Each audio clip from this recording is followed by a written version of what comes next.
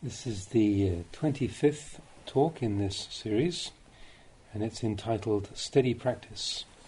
This was first published in the book Food for the Heart. That's a small one that was done for Ajahn Chah's funeral back in 1993. This was translated by Bruce Evans, as were all the other talks in that book. And this talk was given at Wat Kuan, one of the branch monasteries near Pibun, to a group of university students who had taken temporary ordination during the hot season of 1978. And it was published before in Food for the Heart. It was called Right Practice, Steady Practice. Here it's just entitled Steady Practice. Wat Wanapodiyan, which is the name of Wat Kuan, Wat Wanapodiyan here is certainly very peaceful, but this is meaningless if our minds are not calm. All places are peaceful. That some may seem distracting is because of our minds. However, a quiet place can help us to become calm by giving us the opportunity to train and thus harmonize with its calm. You should all bear in mind that this practice is difficult. To train in other things is not so difficult. It's easy, but the human mind is hard to train. The Lord Buddha trained his mind. The mind is the important thing. Everything within this body-mind system comes together at the mind. The eyes, ears, nose, tongue, body all receive sensations and send them into the mind, which is the supervisor of all the other sense organs. Therefore it's important to train the mind. If the mind is well trained, all problems come to an end. If there are still problems, it's because the mind still doubts. It doesn't know in accordance with the truth. That is why there are problems. So, recognize that all of you have come fully prepared for practicing Dhamma. Whether standing, walking, sitting or reclining, you are provided with the tools you need to practice, wherever you are. They are there, just like the Dhamma. The Dhamma is something which abounds everywhere, right here, on land or in water, wherever. The Dhamma is always there. The Dhamma is perfect and complete, but it's our practice that's not yet complete. The Lord, the fully enlightened Buddha, taught a means by which all of us may practice and come to know this Dhamma. It isn't a big thing, only a small thing, but it's right. For example, look at hair. If we know even one strand of hair, then we know every strand, both our own and that of others. We know that they are all simply hair. By knowing one strand of hair, we know it all. Or consider people. If we see the true nature of conditions within ourselves, then we know all the other people in the world also, because all people are the same. Dhamma is like this. It's a small thing, and yet it's big. That is, to see the truth of one condition is to see the truth of them all. When we know the truth as it is, all problems come to an end. Nevertheless, training is difficult. Why is it difficult? It's difficult because of wanting, tanha. If you don't want, then you don't practice. But if you practice out of desire, you won't see the Dhamma. Think about it, all of you. If you don't want to practice, you can't practice. You must first want to practice in order to actually do the practice. Whether stepping forward or stepping back, you meet desire. This is why the cultivators of the past have said that this practice is something that's extremely difficult to do. You don't see the Dhamma because of desire. Sometimes desire is very strong. You want to see the Dhamma immediately, but the Dhamma is not your mind. Your mind is not yet Dhamma. The Dhamma is one thing and the mind is another. It's not that whatever you like is Dhamma and whatever you don't isn't. That's not the way it goes. Actually, this mind of ours is simply a condition of nature, like a tree in the forest. If you want a plank or a beam, it must come from a tree. But a tree is still only a tree. It's not yet a beam or a plank. Before it can really be of use to us, we must take that tree down, saw it into beams or planks. It's the same tree, but it becomes transformed into something else. Intrinsically, it's just a tree, a condition of nature. But in its raw state, it isn't yet of much use to those who need timber. Our mind is like this. It is a condition of nature. As such, it perceives thoughts, it discriminates into beautiful and ugly and so on. And this mind of ours must be further trained. We can't just let it be. It's a condition of nature. Train it to realize that it is a condition of nature. Improve upon nature so that it's appropriate to our needs, which is Dhamma. Dhamma is something which must be practiced and brought within. If you don't practice, you won't know. Frankly speaking, you won't know the Dhamma just by reading it or studying it. If you do know it, your knowledge is still defective. For example, this spittoon here. Everybody knows it's a spittoon, but they don't fully know the spittoon. Why do they not fully know it?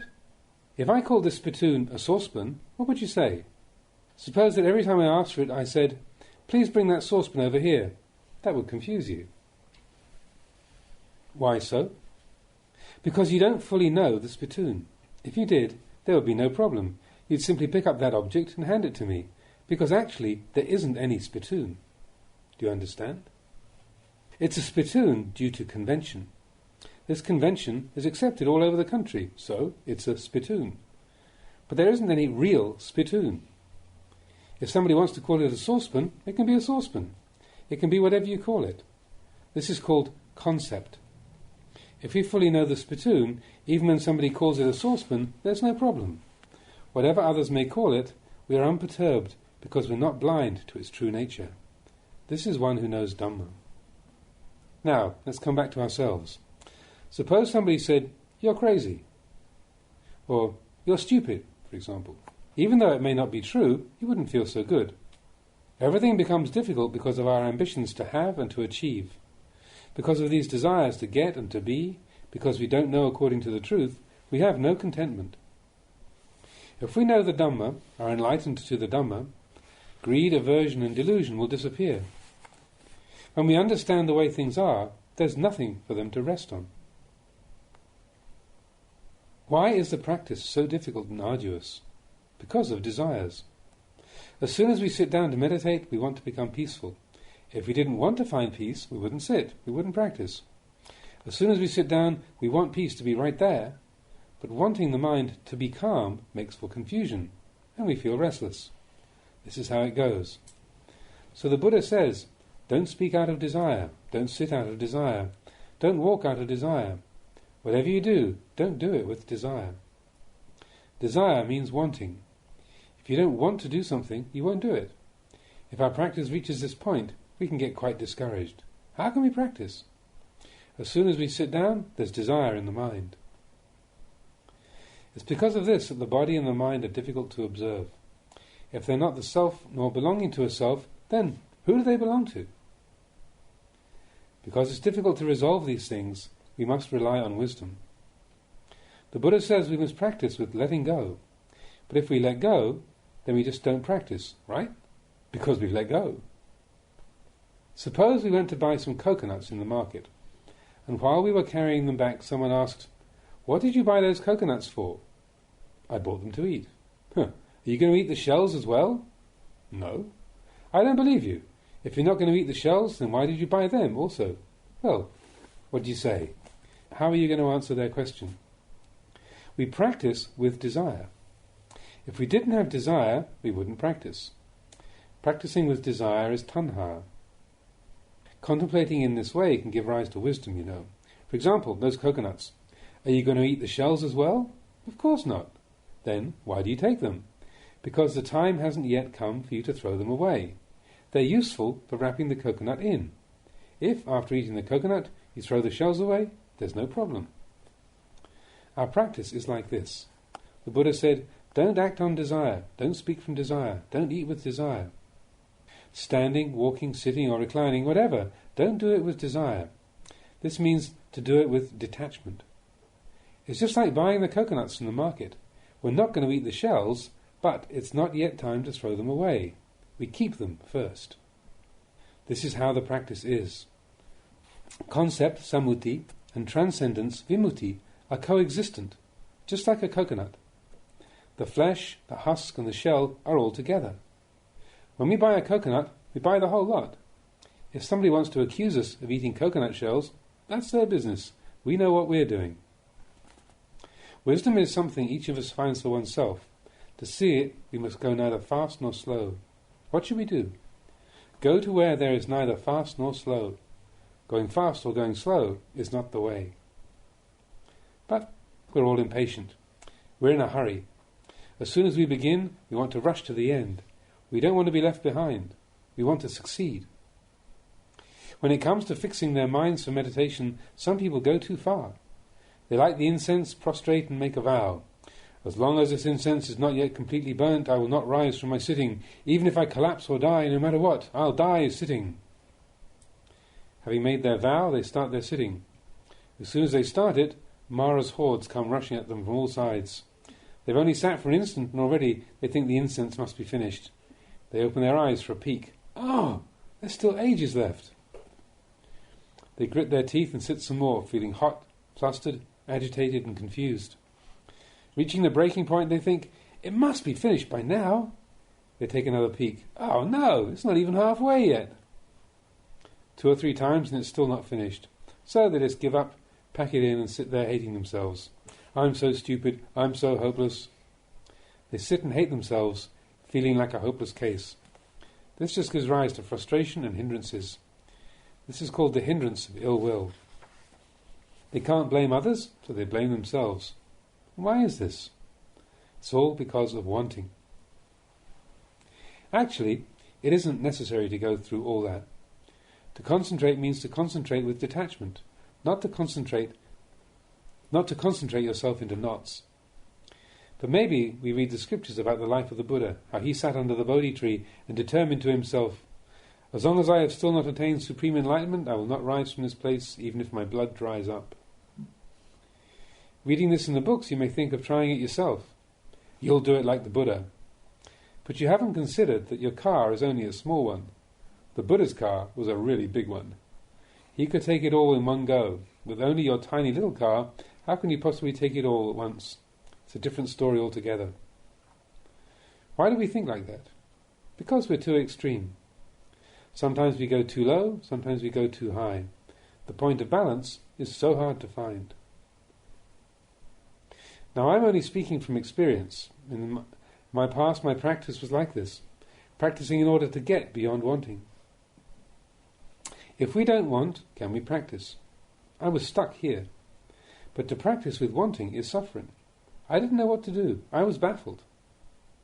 Then I realized that the practice which is steady is the important thing.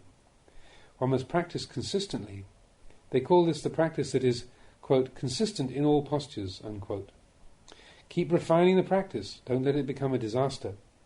Practice is one thing, disaster is another. And the play on words here is between the Thai word patipat, practice, and vibat, disaster. Practice is one thing, disaster is another.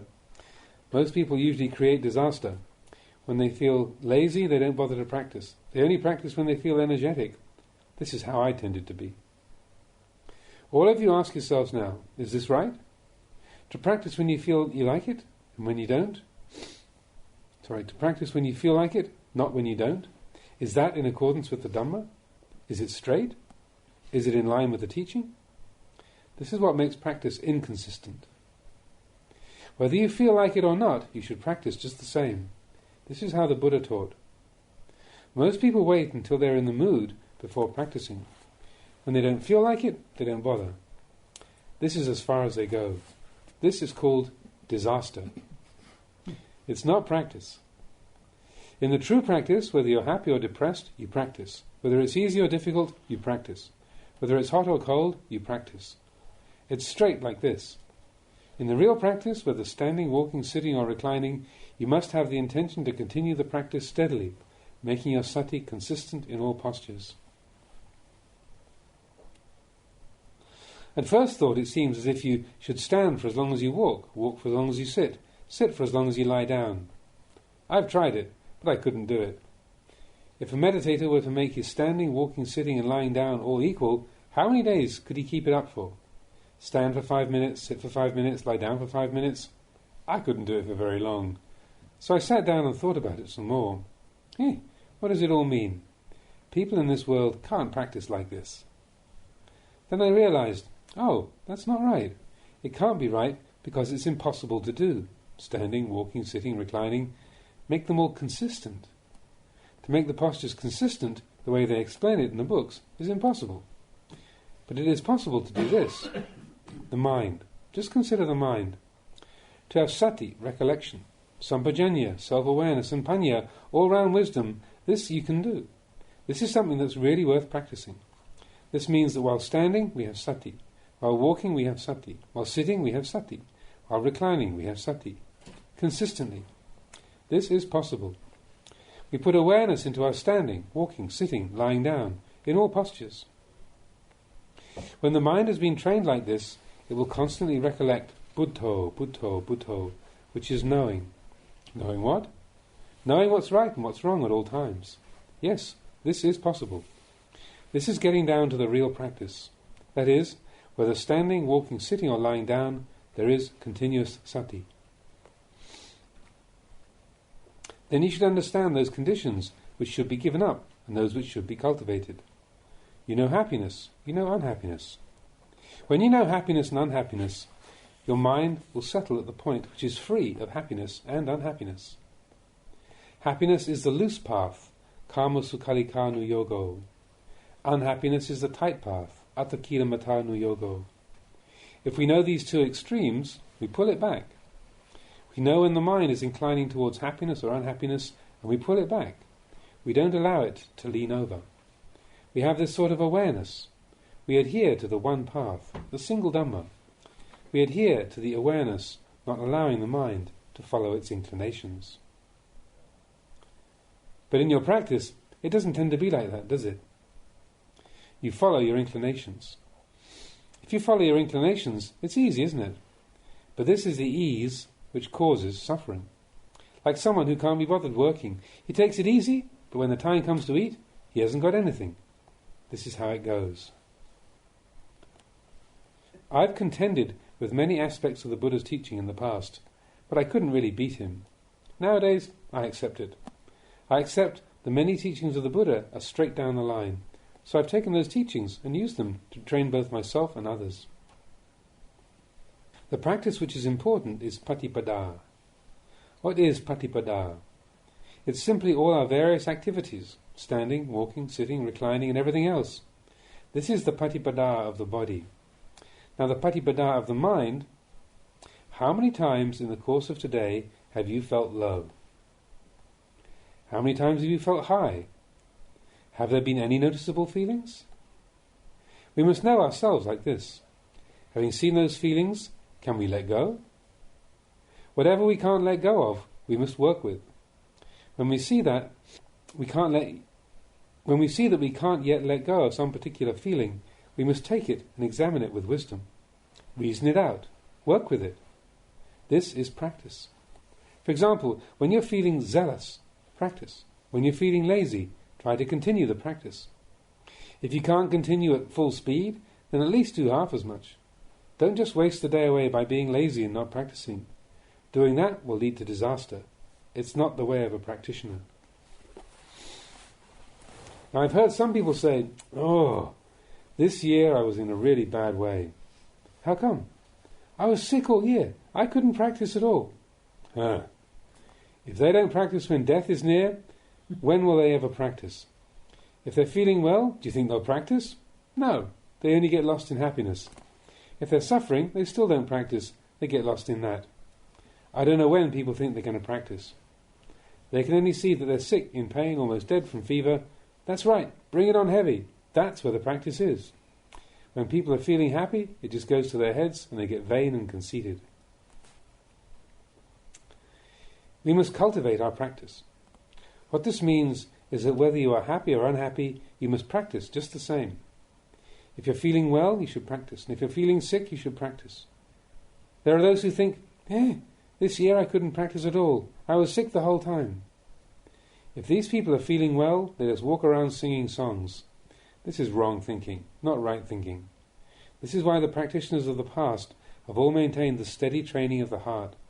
If things go wrong, just let them be with the body, not with the mind. There was a time in my practice, after I'd been practicing about 5 years, when I felt that living with others was a hindrance. I would sit in my kuti and try to meditate, and people would keep coming by for a chat and disturbing me.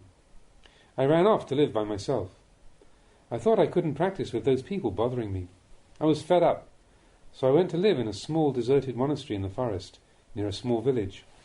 I stayed there alone, speaking to no one, because there was no one else to speak to. After I'd been there about 15 days, the thought arose, be good to have a novice or a pakao, an anagarika here with me. He could help me out with some small jobs. I knew it would come up, and sure enough, there it was. Hey, you're a real character. You say you're fed up with your friends, fed up with your fellow monks and novices, and now you want a novice. What is this? No, it says, I want a good novice. There. Where are all the good people? Can you find any? Where are you going to find a good person? In the whole monastery, there was only no good people. You must have been the only good person to have run away like this. You have to follow it up like this. Follow up the tracks of your thoughts until you see. I thought, this is the important one. Where is there a good person to be found? There aren't any good people. You must find the good person within yourself. If you're good within yourself, then wherever you go, that will be good. Whether others criticize you or praise you, you're still good. If you aren't good, then when others criticize you, you get angry. When they praise you, you're pleased. And that time I reflected on this, and I found it to be true from that day on until the present. Goodness must be found within. As soon as I saw this, that feeling of wanting to run away disappeared. In later times, whenever I had that desire, I let it go.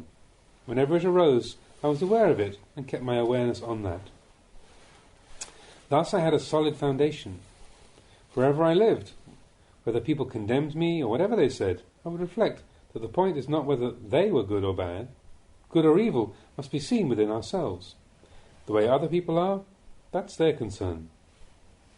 Don't go thinking, today it's too hot, or today is too cold, or today is, whatever the day's like, that's just the way it is.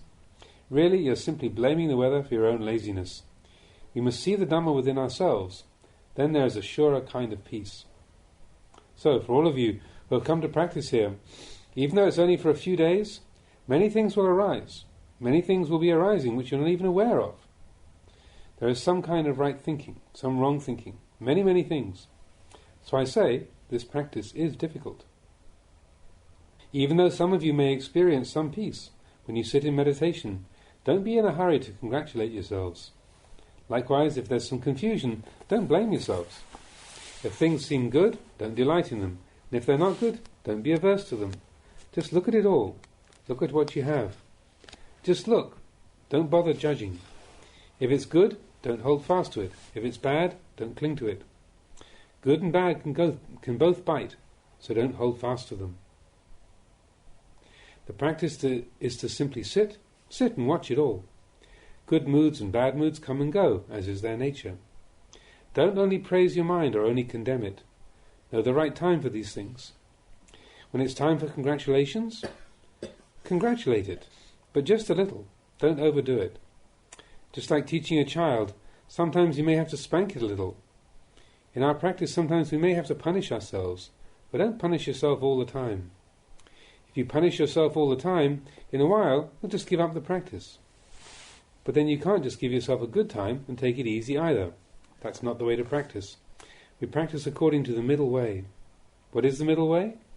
The middle way is difficult to follow. You can't rely on your moods and desires. Don't think that just sitting with your eyes closed is practice. If you do think this way, then quickly change your thinking. Steady practice is having the attitude of practice while standing, walking, sitting and lying down. When coming out of sitting meditation, reflect that you're simply changing postures. If you reflect in this way, you will have peace. Wherever you are, you'll have this attitude of practice with you constantly. You'll have a steady awareness within yourself. Those of you who simply indulge in your moods, spending the whole day letting the mind wander where it wants, will find the next evening in sitting meditation, all you get is the backwash from the day's aimless thinking. There's no foundation of calm, because you've let it all go cold all day. If you practice like this, your mind gets gradually further and further from the practice. When I ask some of my disciples, how's your meditation going? They say, it's all gone now. You see? They can keep it up for a month or two, but in a year or two, it's all finished. Why is this? It's because they don't take this essential point into their practice. When they finish sitting, they let go of their samadhi. They start to sit for shorter and shorter periods till they reach the point where as soon as they start to sit, they want to finish. Eventually, they don't even sit. It's the same with bowing to the Buddha image.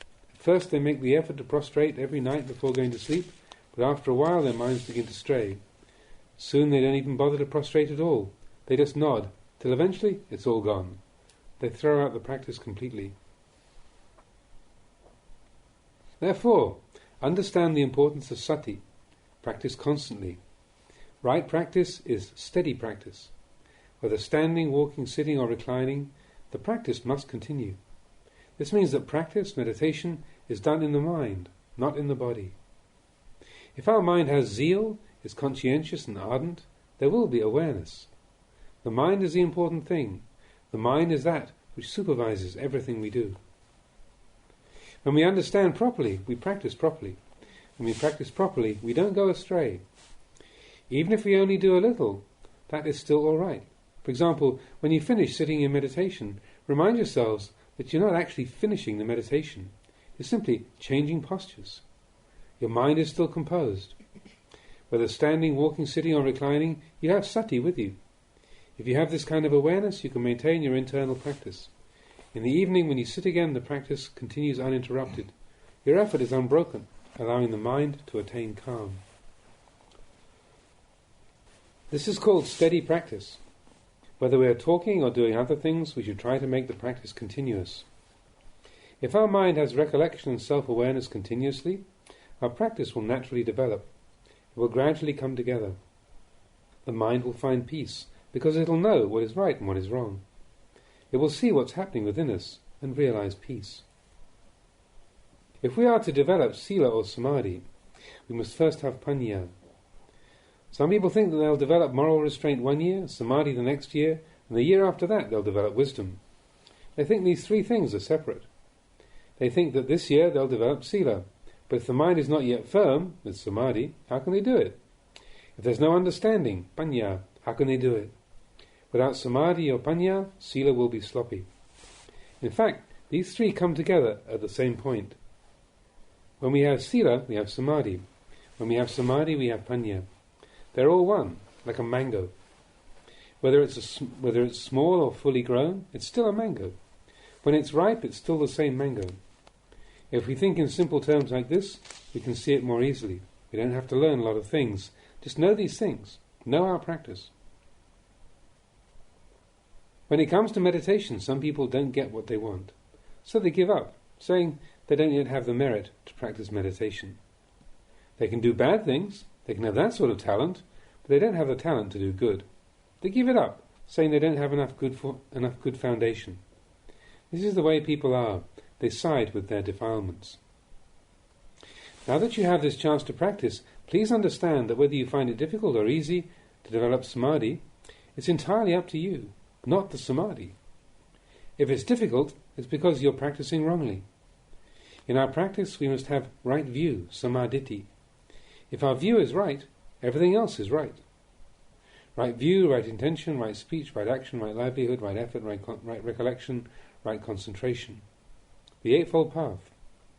When there is right view, all the other factors will follow. Whatever happens, don't let your mind stray off the track. Look within yourself and you will see clearly.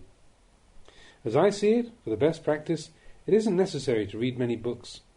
Take all the books and lock them away. Just read your own mind. You've all been burying yourselves in books from the time you entered school. I think that now you have this opportunity and have the time. Take the books, put them in a cupboard, lock the door. Just read your mind. Whenever something arises within the mind, whether you like it or not, whether it seems right or wrong, just cut it off with, "This is not a sure thing." Whatever arises, just cut it down. Not sure, not sure. With just this single axe, you can cut it all down. It's all not sure. For the duration of this next month that you'll be staying in this forest monastery, you should make a lot of headway. You'll see the truth. This not sure is a really important one. This one develops wisdom. The more you look, the more you will see not sureness. After you've After you've cut something off with "not sure," it may come circling around and pop up again. Yes, it's truly not sure. Whatever pops up, just stick this one label on it all. Not sure. You stick the sign on, not sure, and in a while, when its turn comes, it crops up again. Ah, not sure. Dig here. Not sure. You'll see the same old one has been fooling you month in, month out, year in, year out, from the day you were born. There's only this one who's been fooling you all along. See this, and realize the way things are. When your practice reaches this point, you won't cling to sensations, because they're all uncertain. Have you ever noticed? Maybe you see a clock and think, "Oh, this is nice." Buy it and see. In not many days you're bored with it already. "This pen is really beautiful." So you take the trouble to buy one. In not many months you tire of it. This is how it is. Where is there any certainty? If we see all these things as uncertain, their value fades away. All things become insignificant. Why should we hold on to things that have no value? We keep them only as we might keep an old rag to wipe our feet with. We see all sensations as equal in value because they all have the same nature. When we understand sensations, we understand the world. The world is sensations, and sensations are the world. If we aren't fooled by sensations, we aren't fooled by the world. If we aren't fooled by the world, we aren't fooled by sensations.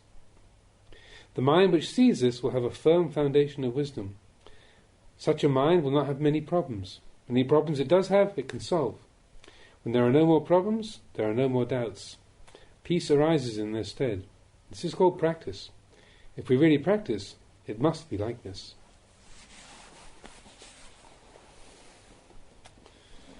Wrong.